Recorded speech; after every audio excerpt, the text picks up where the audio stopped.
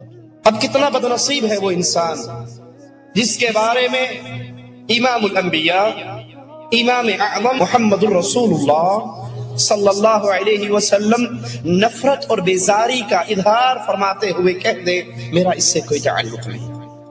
آئیے دیکھیے وہ بدنصیب کون ہیں جن کے بارے میں رسول اللہ صلی اللہ علیہ وسلم نے یہ الفاظ کہے۔ یہ قرآن کوئی ڈائجسٹ نہیں ہے، کوئی ناول نہیں ہے، کوئی کتاب نہیں ہے کہ آپ اس کو بے دھیانی میں پڑھیں، سستی میں پڑھیں، بے رغبتی میں پڑھیں، اس کی تلاوت کا حق ادا نہ کریں۔ ڈرائیونگ سیکھ لی پیٹ پالنے کے لیے، انگلش بولنا سیکھ لی پیٹ پالنے کے لیے،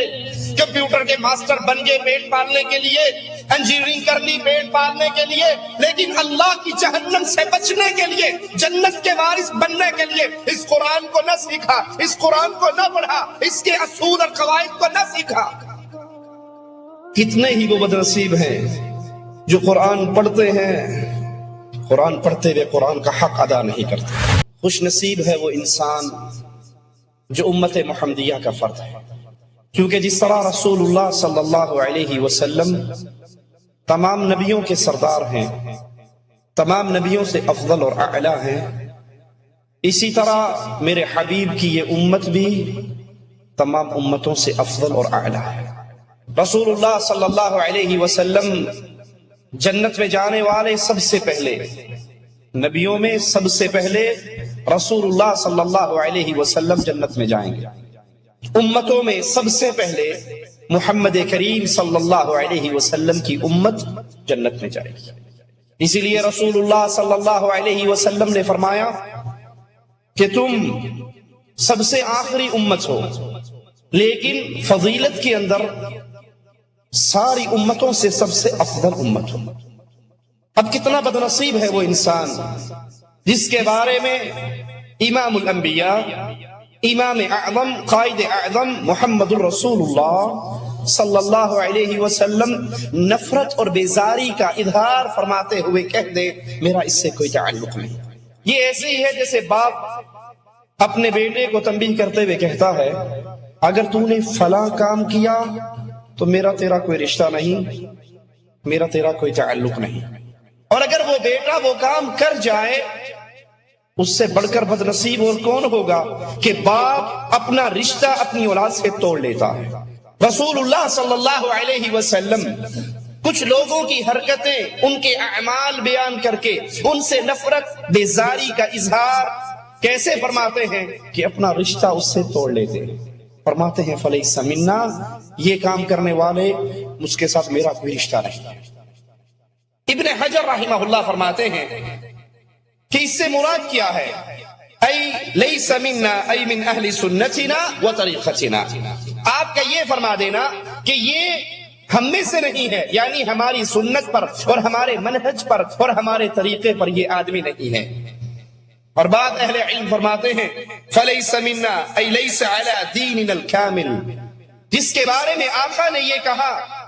کہ یہ ہم میں سے نہیں، اس سے مراد یہ ہے کہ وہ ہمارے کامل دین پر نہیں، ہماری مکمل ہدایت والی دعوت اور تحریک پر نہیں۔ اس سے مراد یہ نہیں کہ وہ کافر ہو گیا، امت اسلام سے خارج ہو گیا، لیکن وہ کامل طریقہ، وہ سنت، وہ راستہ، وہ منہج، وہ طریقہ جس پہ چلنے کا اللہ نے اپنے رسول کو حکم دیا اور رسول نے اپنی امت کو حکم دیا، جو یہ اعمال کرے گا اللہ کے نبی فرماتے ہیں وہ ہمارے طریقے پر نہیں، ہماری سنت پر نہیں، ہمارے کامل منہج پر نہیں۔ آئیے دیکھیے وہ بدنصیب کون ہیں جن کے بارے میں رسول اللہ صلی اللہ علیہ وسلم نے یہ الفاظ کہے۔ صحیح بخاری کے اندر ابو ہریرہ رضی اللہ عنہ وارضاہ سے روایت ہے، رسول اللہ صلی اللہ علیہ وسلم نے فرمایا لیس منا من لم یتغن بالقرآن، وہ ہم میں سے نہیں جو قرآن کو پڑھتے ہوئے آواز کو سنوار کر نہ پڑھے، وہ ہم میں سے نہیں جو قرآن کو پڑھتے ہوئے اپنی آواز کو اچھی کر کے، بہترین کر کے، پیاری کر کے، سنوار کے، اچھی آواز سے، فطری آواز سے قرآن نہ پڑھے، وہ ہم میں سے نہیں۔ یہ قرآن اللہ کی کتاب ہے، یہ قرآن مالک کا کلام ہے، اور جس کو یہ قرآن اس کے دل میں جائے، اس کی زبان پر اچھی آواز کے ساتھ جاری ہو جائے، اس کا پھر مقام کیا ہوتا ہے؟ رسول اللہ صلی اللہ علیہ وسلم حضرت ابی سے کہتے ہیں ابی مجھے قرآن سناؤ۔ ابی کہتے ہیں یا رسول اللہ صلی اللہ علیہ وسلم، میرے حبیب کا نام آئے تو محبت سے کہا کرو صلی اللہ علیہ وسلم۔ سودا گھاٹے کا نہیں ہے، سودا نقصان کا نہیں ہے، سودا فائدے کا ہے۔ تم ایک مرتبہ کہو گے صلی اللہ علیہ وسلم، عرش والا اللہ تم پہ اپنی 10 رحمتوں کا نزول فرما دے گا صلی اللہ علیہ وسلم۔ کہنے لگے آقا قرآن آپ پہ اترا ہے اور میں آپ کو قرآن سناؤں؟ کہا ہاں مجھے قرآن سناؤ۔ آقا قرآن تو آپ پر آیا ہے، میں سناؤں؟ نبی پھر فرماتے ہیں ابی مجھے قرآن سناؤ۔ اور کیوں سناؤ؟ اللہ نے حکم دیا ہے ابی سے قرآن سناؤ۔ ابی کی آنکھوں میں آنسو آ جاتے ہیں، آقا کیا مالک نے میرا نام لیا ہے؟ کہا ہاں ابی مالک نے تیرا نام لیا ہے۔ عبداللہ ابن مسعود رضی اللہ عنہ وارضا اس قرآن کو بڑے پیار سے پڑھتے اور اللہ کے نبی صلی اللہ علیہ وسلم فرماتے جو کوئی پسند کرتا ہے کہ قرآن کو ویسے سنے جیسے یہ اترا ہے تو ابن مسعود کی تلاوت کو سنا کر۔ یہ قرآن کوئی ڈائجسٹ نہیں ہے، کوئی ناول نہیں ہے، کوئی کتاب نہیں ہے کہ آپ اس کو بے دھیانی میں پڑھیں، سستی میں پڑھیں، بے رغبتی میں پڑھیں، اس کی تلاوت کا حق ادا نہ کریں۔ ڈرائیونگ سیکھ لی پیٹ پالنے کے لیے، انگلش بولنا سیکھ لی پیٹ پالنے کے لیے، کمپیوٹر کے ماسٹر بن گئے پیٹ پالنے کے لیے، انجینئرنگ کر لی پیٹ پالنے کے لیے، لیکن اللہ کی جہنم سے بچنے کے لیے، جنت کے وارث بننے کے لیے اس قرآن کو نہ سیکھا، اس قرآن کو نہ پڑھا، اس کے اصول اور قواعد کو نہ سیکھا۔ کتنے ہی وہ بدنصیب ہیں جو قرآن پڑھتے ہیں، قرآن پڑھتے ہوئے قرآن کا حق ادا نہیں کرتے۔ آپ نے سنا ہوگا اپنے ملکوں میں تراویح پڑھنے والوں کو، شبینے پڑھنے والے بھی سنے ہوں گے، سپیکر لگا کے 3 راتوں میں پورا قرآن ختم کرتے ہیں، جتنا مرضی زور لگا کہ ان کے پاس بیٹھ جو، جس آیت پہ انہوں نے بریک لگانی ہوتی ہے اس کے آخری لفظ کے علاوہ کوئی چیز پلے نہیں پڑتی۔ تعلمون یعلمون اللہ اکبر، اس کے درمیان میں کیا کہا ہے اس میں کوئی پتہ نہیں۔ اس قرآن کا حق ہے، اس قرآن کی عظمت ہے، اس کو ویسے پڑھیے جیسے مالک نے اتارا ہے، ٹھہر ٹھہر کے پڑھیے، ایک ایک آیت پہ رک کے پڑھیے، آیات پہ غور کیجئے، آیات پہ سوچئے، اور جب اس طرح قرآن کو پڑھو گے، اس طرح قرآن کو یاد کرو گے، میرے آقا نے فرمایا قیامت کا دن ہوگا، مالک کہے گا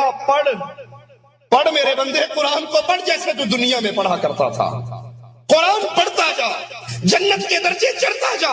جہاں تیری زبان سے آخری آیت نکلے گی وہی تیرا ٹھکانہ ہوگا۔ اور افسوس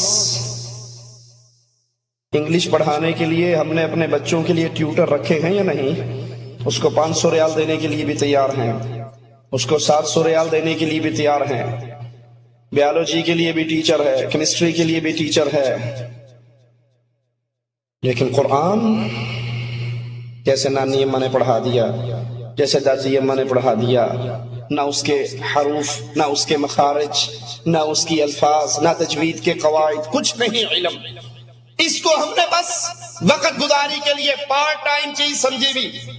اور اصل سارا زور وہ دنیا کی تعلیم پہ ہے، وہ اس تعلیم پہ ہے جس کو حاصل کرنے سے دنیا کے اندر مقام تو پالو گے، اور اس تعلیم کو بالکل بھول چکے جس کے حاصل کرنے کے جواب میں عرش والا اپنے نبی کو کہتا ہے، نبی اپنے اللہ کے حکم سے اعلان کرتے ہیں خیرکم خیرکم، دنیا کے اندر بادشاہ بھی ہیں، دنیا کے اندر وزراء بھی ہیں، امراء بھی ہیں، امیر لوگ بھی ہیں، دنیا میں بے بہا قومیں ہیں، لیکن محمد کریم فرماتے ہیں صلی اللہ علیہ وسلم خیرکم من تعلم القرآن، تم میں سب سے بہتر، ہر آدمی سے بہتر، پوری کائنات کا نچوڑ ہے، سب سے بہتر وہ ہے جو قرآن پڑھتا اور پڑھاتا ہے۔ اس کے لیے کوئی ٹینشن نہیں، اس کے لیے کوئی پروگرام نہیں، یہ فکر ہے بچہ ڈاکٹر بن جائے، یہ فکر ہے بچہ انجینئر بن جائے، یہ فکر نہیں ہے بچہ مسلمان بن جائے، قرآن کا قاری بن جائے، قرآن پڑھنے والا جاننے والا بن جائے۔ اور آپ کا بیٹا دنیا کی جتنی بڑی ڈگری حاصل کرنے کے بعد مر جائے، قیامت کے دن آپ کو اس کا کچھ نہیں ملنے والا، اور اگر وہ قرآن کا حافظ ہو، قرآن کا عالم ہو، عامل ہو، اس کو تو رہنے دیجئے ایک طرف، مالک اس کے ماں باپ کے سر پہ